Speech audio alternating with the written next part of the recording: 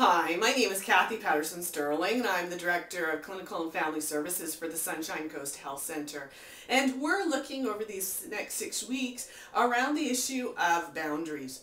And one of the common questions I get around boundaries is, how do I know if I'm setting a boundary or a limit, or if I'm just trying to control somebody, or I'm using kind of a wall?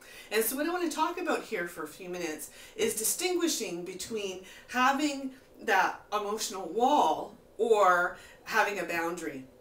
Now, a boundary or a limit is the sense of, this is not okay, or I'm going to stand solid in who I am, and I'm going to teach you how to treat me. I don't like how you're talking to me. That is my opinion. This is who I am. I have that sense of that property line or that zipper that we were talking about, where I'm solid in who I am. Now, what some people will do is, when somebody is crossing their boundaries or trying to kind of topple over them or are trying to control them, what people will do is set up an emotional wall.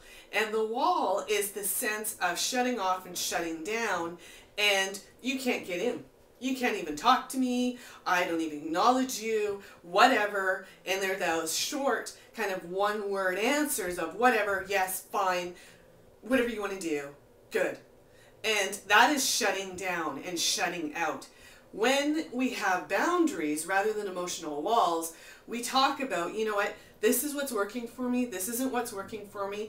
In boundaries, in the sense of who I am, I have the right to my feelings, I share my experience of how things are, I have a total sense of who I am. And your sense of who you are doesn't have to merge with mine. I am who I am, I think what I think, and I have the safety and freedom to say and express what I feel. And that happens when we have emotional boundaries as opposed to walls. I look forward to talking to you some more next week about boundaries. Take care.